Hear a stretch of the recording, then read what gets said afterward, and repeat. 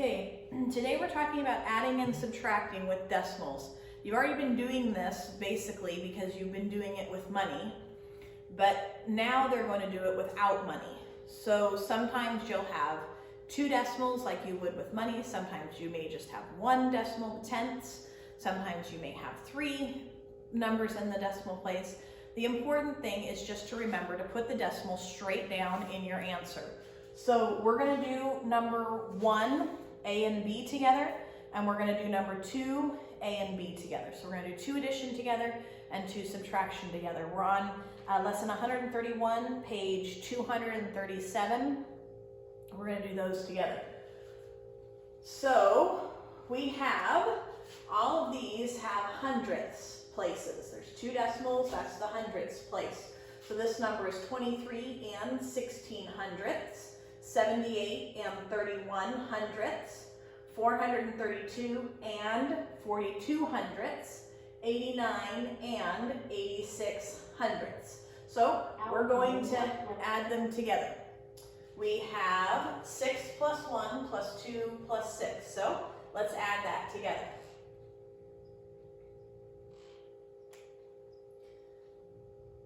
You should have come up with 15. Carrying the 1. Now we have 1 plus 1 plus 3 plus 4 plus 8. Let's take those and add those up.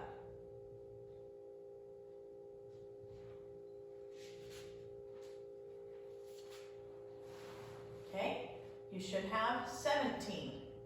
Here's where you need to remember the decimal. The decimal comes right down in line. If the biggest number is a hundredth, then your decimal should be 100th. Okay, now we have this row right here, 1 plus 3 plus 8 plus 2 plus 9.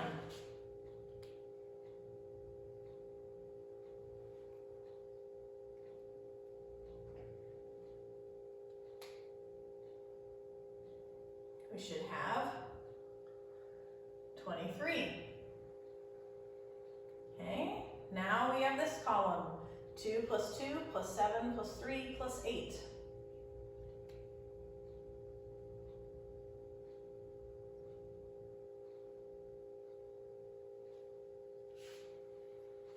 We should have 22. Now in the hundreds, we have 2 and 4. 2 plus 4 is 6. Now we're going to read our answer because the directions say that it wants you to practice reading your answer out loud. So we'll read A and B, but when you get to C, D, and E, you need to try reading those out loud, remembering the names of the places. We're in the hundredths. Remember the decimal is read and, so this is 623 and 75 hundredths. 623 and 75 hundredths. Try saying that now. Okay, good job. Let's go on to B. You'll notice in B, what decimal place do we have? Yes, we have all tenths. We don't have, it's not like money over here where there's 2 decimals, it's tenths. There's only 1 decimal. So let's add up the first column. We always start in the right. 8, 2, 7, 4.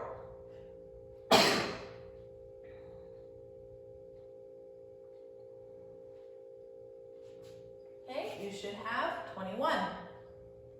Now here's the important part. The next is the decimal. So we're going to put our decimal in our answer. Now we're going to add our ones column. 2, 5, 7, 3, 9.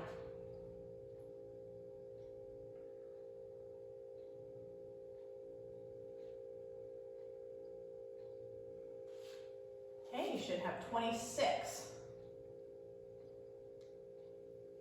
All right, the last column, 2, 9, 4, 6, 1.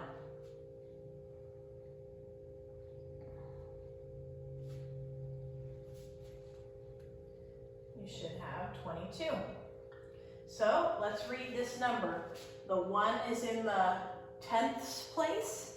The decimal we say is and. So our answer to this one is 226 and 1/10. If you didn't say that one right, try reading it yourself.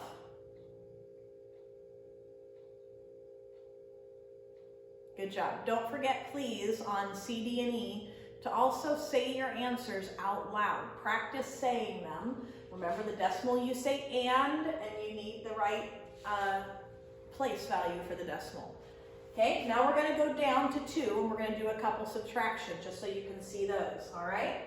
So here we have 98 and 3/10, take away 87 and 5/10. So we're going to do this just like a normal subtraction problem, just remembering to write the decimal in our answer. So 3 take away 5 we can't do, so we need to borrow. The 8 becomes a 7, and the 3 is going to become 13. 13 take away 5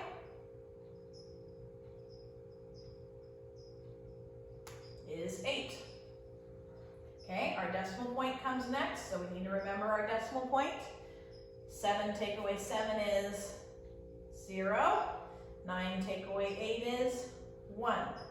So our answer is 10 and 8/10.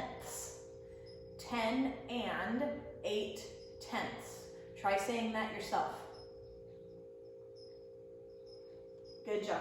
All right, last one. We have 16 and 21/100ths. Take away 8 and 32/100ths. Same thing as the other one, just normal subtraction, just remembering to bring down the decimal. 1 take away 2, we can't do, so we're going to borrow. 2 becomes 1, and the 1 becomes 11. 11 take away 2 is, yes, 9. Okay, now we're going to subtract again. 1 take away 3, oh, we can't do that, so we're going to need to borrow. 6 becomes 5, and the 1 becomes an 11. 11 take away 3, yes, that's 8. Now, we're at the decimal. Don't forget, bring your decimal down, put your decimal in your answer, and now we have 15 take away 8. 15 take away 8. Very good, 7. So our answer is 7 and 89/100ths. Remember, this isn't money. We're not reading money. There's no dollar sign out here, so it's not $7.89. It's 7 and 89/100ths. So make sure that you read the last, make sure you read C, D, and E also. Read them out loud. Practice saying them. Remember, the decimal is and you need the correct word for which place value your decimal is.